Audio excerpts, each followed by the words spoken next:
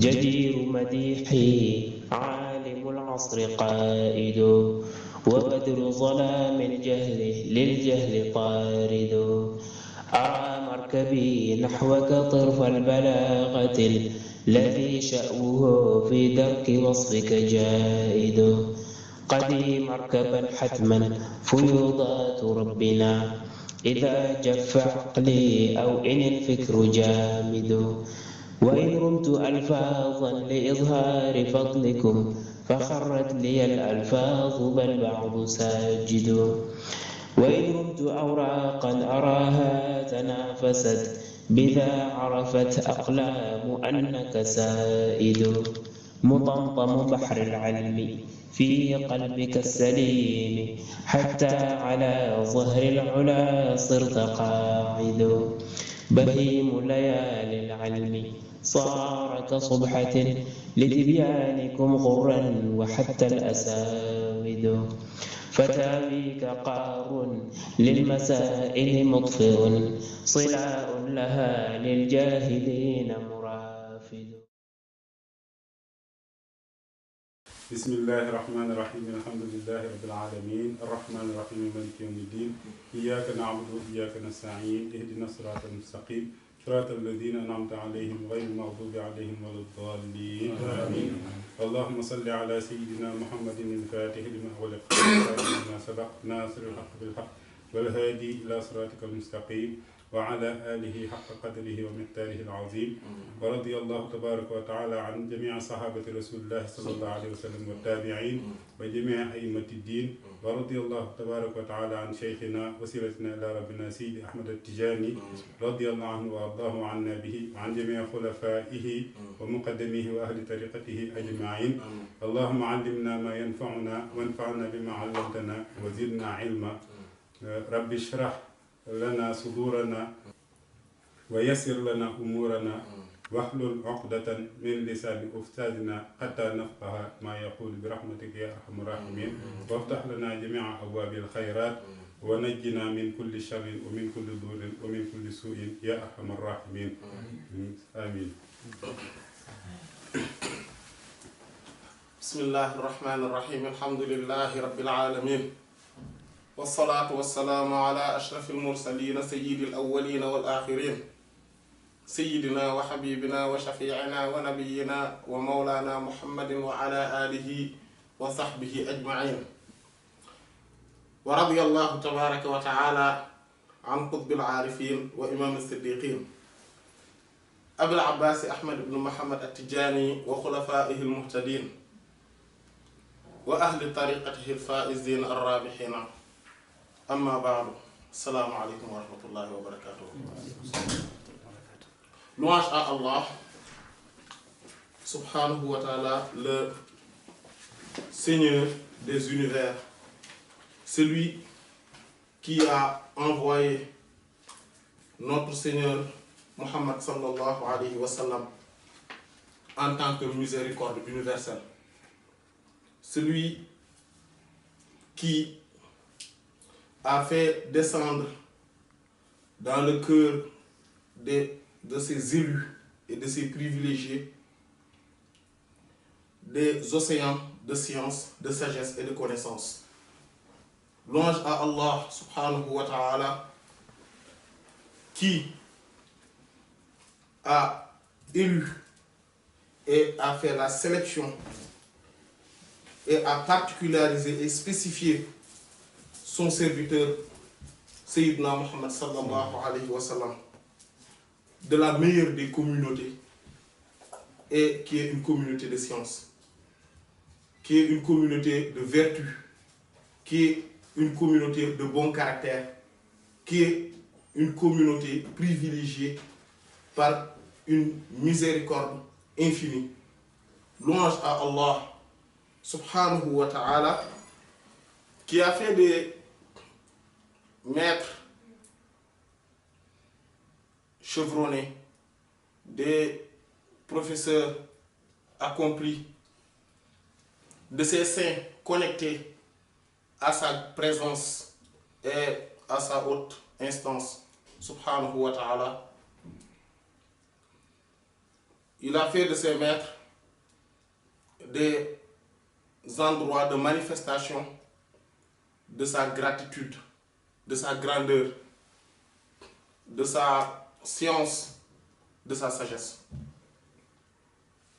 Ces maîtres, Allah subhanahu wa ta'ala a fait de leur cœur des tombes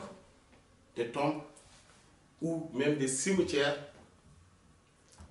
de science immense, des secrets confinés et dissimulés, des subtilités, des mines de subtilité et de réalité seigneuriale, et a fait de leur cœur l'endroit d'où jaillissent les lumières, les flux et les profusions de sa part, subhanahu wa ta'ala. Ces derniers ne sont pas arrivés à ce stade-là d'un seul coup. Ils ont grandi dans des sphères bien précises. Ils ont cheminé jusqu'à arriver à ce stade-là, de telle sorte que tous leurs agissements, tous leurs faits et gestes, toutes leurs paroles n'est que reflet des faits et gestes et propos de l'élu d'Allah subhanahu wa ta'ala, le prophète Sayyidina Muhammad sallallahu alayhi wa sallam. Allah subhanahu wa ta'ala donc a fait des gens qui ne font que suivre pas à pas, dans toutes circonstances, dans toutes les conditions, le prophète sallallahu alayhi wa sallam. Donc ils sont devenus ses reflets. Ils sont les vrais rapprochés d'Allah subhanahu wa ta'ala. Ils ont acquis l'agrément, la satisfaction et l'agrément d'Allah subhanahu wa ta'ala. Donc, ceux-ci, c'est pour cela qu'Allah subhanahu wa ta'ala les a tellement élus qu'il les a privilégiés et les a particularisés et les a spécifiés de sa crainte la plus sublime, la plus révérentielle, en disant « Innama yakhshallaha min ibadihi al-ulama ». Ceux qui craignent et ont vraiment peur, ou connaissent vraiment la valeur d'Allah subhanahu wa ta'ala, sont les savants. Donc ce sont ces savants qui n'ont pas qu'à emmagasiner ou réunir des textes ou des propos ou des narrations, mais ils ont aussi emmagasiné les vertus qui vont avec, les sagesses qui vont avec. C'est pour cela que leur verbe est source de sagesse et d'éloquence irréfutable et incontestable. Donc Allah subhanahu wa ta'ala a dit dans son Coran: Hal yastawi alladhina ya'lamuna wal ladhina la ya'lamun. Est-ce que ceux qui savent et ceux qui ne savent pas sont pareils? Bien sûr que la réponse est non. Il ne faut pas être pareil. Allah subhanahu wa ta'ala a élevé la science et a élevé ceux qui le détiennent. Comme lui-même le dit également dans son Coran: Yarfa'illahu alladhina amanu minkum walladhina utul ilma darajat. Allah subhanahu wa ta'ala a élevé ceux qui ont cru parmi vous et ceux qui détiennent la science. Il les a élevés en degrés. Ils ont des degrés et des dimensions, des niveaux insaisissables et qui dépassent largement l'entendement du commun. Allah subhanahu wa ta'ala a demandé à son prophète sallallahu alayhi wa sallam, qui est sûrement le plus savant des savants, qui est le maître des maîtres, qui est celui qui est au-dessus de tout le monde, sans nul doute possible. Il lui a dit Waqul Rabbi zidni ilma. Et dit ô mon Seigneur, accrois-moi en science. Donc donne-moi, rajoute-moi encore, augmente-moi en science. Les savants disent que elle est sainte. S'il y avait une chose qui est meilleure que la science, Allah subhanahu wa ta'ala aurait dit à son prophète sallallahu alayhi wa sallam de lui demander de lui en rajouter. Il n'y a que la science qui lui a demandé de lui en rajouter. Parce que cette science est la source de tout bonheur et la source de l'élection et de la sélection. C'est l'alimentation ou la provision des esprits et des cœurs. Donc, tous ces débuts, ces propos nous incitent, ou bien on les a professés pour inciter à la quête de la science. Le prophète sallallahu alayhi wa sallam a dit, dans un hadith qui est rapporté de Sayyidina Abu Hurairah radiyallahu ta'ala anhu et qui se trouve dans les deux sahih, Man salaka tariqan yaltamisu bihi ilman, sahhala Allahu lahu fihi tariq ila al-jannah. Celui qui emprunte ou bien qui prend un itinéraire, voilà, qui emprunte un chemin ou qui prend un itinéraire pour la quête de la science, Allah subhanahu wa ta'ala, par ce même chemin, le lui mettra donc exactement une facilité pour accéder au paradis, justement à travers ce chemin-là. C'est pour cela que le prophète sallallahu alayhi wa sallam dit également Innal malaikata yafrishuna ajnihatahum li talib al-ilmi ridan lima yaf'alun. Les anges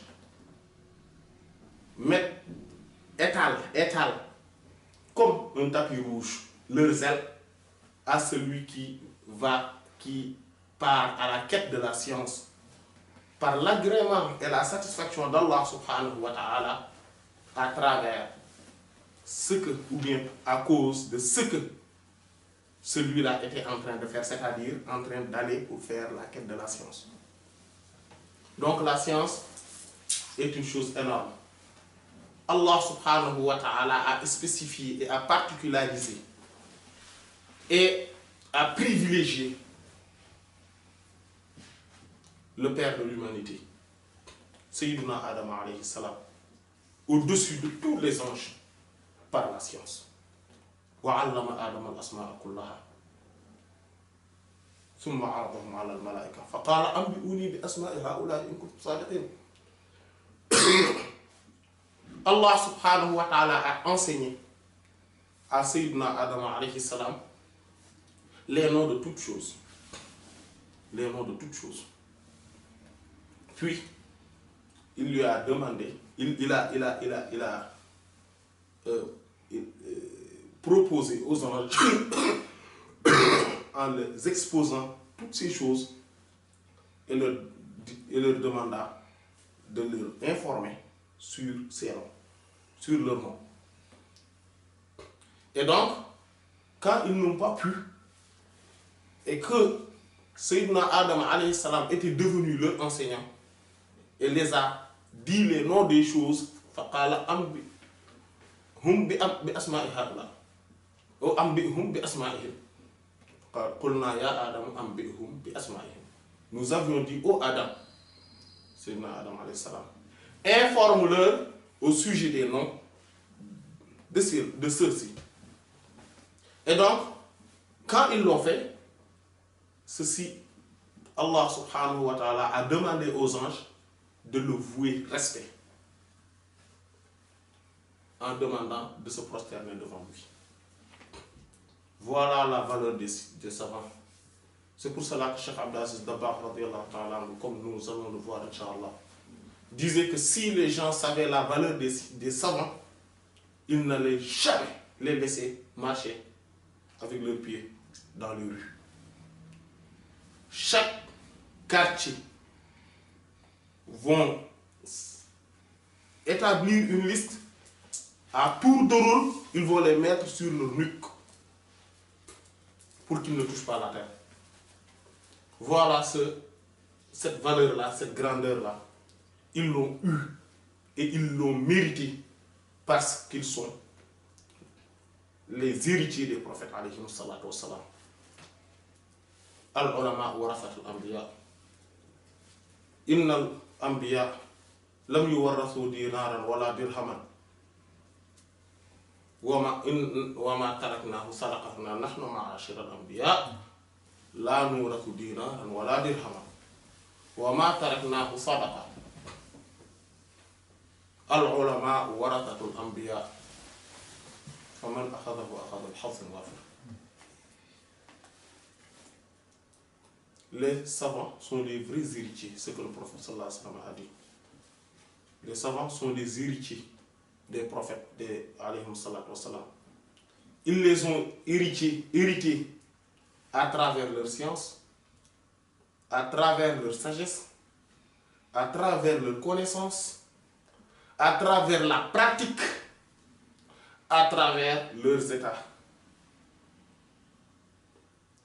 Et celui qui hérite donc de ces prophètes-là, alayhim salatu wassalam, qui Allah subhanahu wa ta'ala a décidé qu'ils ne seront pas hérités par leurs biens matériels. Tout ce qu'ils laissent sera umun. Donc, Allah subhanahu wa ta'ala a bien élu les savants au-dessus de toute la création, parce qu'ils sont les héritiers des maîtres de la création et de l'existence. Allah subhanahu wa ta'ala donc nous incite à aller et à chercher la science. Comme il a dit, walakin kunu rabbaniyuna bima kuntum ta'allimuna min al-kitabi wa bima kuntum tadrusun. Soyez alors des seigneuriaux. Comme Ibn Abbas a dit, radiyallahu ta'ala anhuma, comme l'imam al-Bukhari, rahimahullah, l'a rapporté de lui dans son Sahih. Il dit alors, ulama, les seigneuriaux, ce sont ceux qui sont des savants dotés d'une bonne pratique et d'une sagesse, d'une souplesse, d'une douceur, d'un bon caractère. C'est ça les seigneuriaux. Donc, pour devenir parmi ces gens-là, il faut suivre le pas des savants. On ne peut pas devenir un savant du jour au lendemain ou devenir un savant en juste spéculant. La science est acquise par un cheminement long et durable. Celui qui ne fait pas ce cheminement n'a pas beaucoup de chance à acquérir cette science. Alors que le prophète sallallahu alayhi wa sallam avait dit également dans son hadith célèbre, Man yuridillahu bihi khayran yufaqihu fi din. Celui qui Allah subhanahu wa ta'ala veut bien, de lui un grand bienfait, une grande bienfaisance particulière, il lui dotera de la finesse de la compréhension de sa religion, de la religion. C'est pour cela qu'il dit aussi dans l'autre hadith, parce que ce hadith-là est dans les Sahih, est rapporté par plusieurs compagnons, comme Sayyidina Muawiyah, Sayyidina Anas, Sayyidina Ibn Omar, radiyallahu ta'ala anhu jami'a. Mais le hadith que je vais citer est rapporté par l'imam At-Tirmidhi, rahimahullah. Abdullah ibn Abbas, Sayyidina ibn Abbas, radiyallahu anhu m'a dit que Allah subhanahu wa ta'ala, que le prophète sallallahu alayhi wa sallam a dit, Ma ubidallah bi afdal min al-fiqhi fi ad-din, wa la faqihun wahidun ashaddu ala ash-shaytan min alfi abid. On n'a jamais adoré Allah subhanahu wa ta'ala d'une chose meilleure que l'apprentissage ou l'acquisition de la finesse de la compréhension dans la religion. Et qu'un seul faqih, donc celui qui a regroupé cette science religieuse et qui a eu une finesse dans sa compréhension de la science, donc qui a acquis beaucoup de choses, est plus dur sur Satan que 1000 adorateurs. Donc, est meilleur qu'un seul savant qui se limite juste à une pratique moyenne est meilleur que 1000 adorateurs.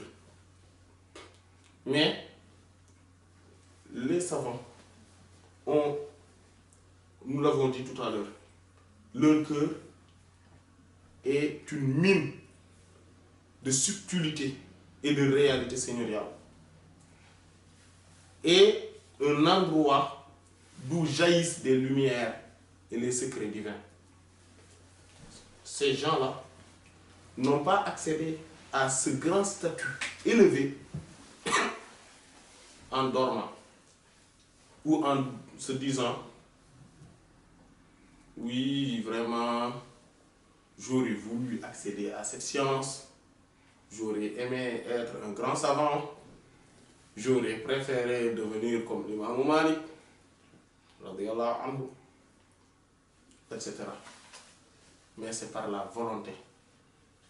Comme l'imam Muslim rahimahullah a rapporté de Yahya ibn Abi Kathir rahimahullah dans son Sahih, la yunalu al-ilmu ma'a rahatil jasad. La science ne s'acquiert pas avec la douceur du corps. On ne peut pas être là avec un corps qui ne subit rien et devenir un savant. Il faut persévérer, il faut accélérer. Comme Allah subhanahu wa ta'ala dit, وَجَعَلْنَاهُمْ أَئِمَّةً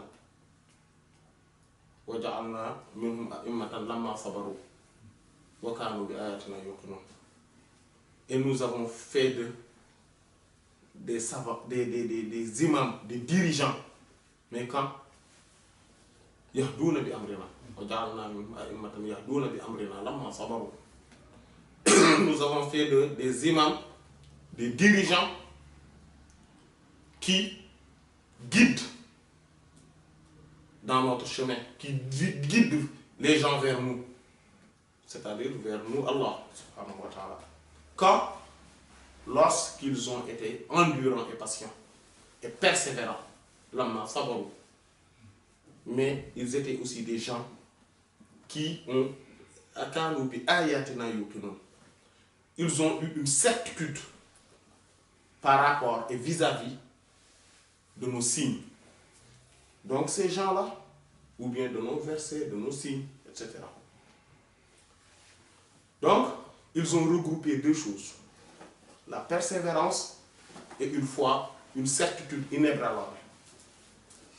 Donc c'est à travers cela qu'on devient savant, suivre le pas des savants.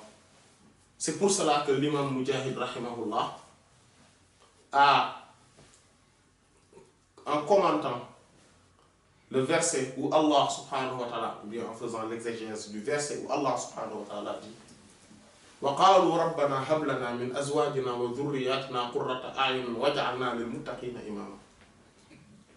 Et ils disent, c'est-à-dire les serviteurs du tout miséricordieux, disent, ô notre Seigneur, donne-nous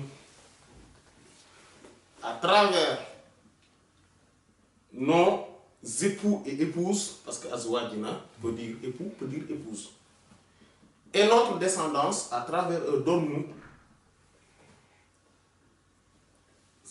les consolations de nos yeux, c'est-à-dire ceux à qui, si on les regarde, on est consolé, on est content de les voir. Pourquoi? Parce qu'ils sont dans le bon chemin, dans la droiture et dans la rectitude. Et il dit وَجْعَلْنَا لِلْمُتَّقِينَ إِمَامًا. Et fais de nous des imams, des dirigeants, des guides pour ceux qui craignent Allah subhanahu wa ta'ala. Les pieux, les vertueux. L'imam Mujahid rahimahullah, en faisant le commentaire de ce verset, dit ceci. Waj'alna lil muttaqina imama, ay waj'al lil muttaqina lana imama. Voilà. Fais de nous des guides, des imams, des dirigeants, des pieux et vertueux, dit, cela veut dire, fais de nous, fais des vertueux et des pieux nos imams. Pourquoi?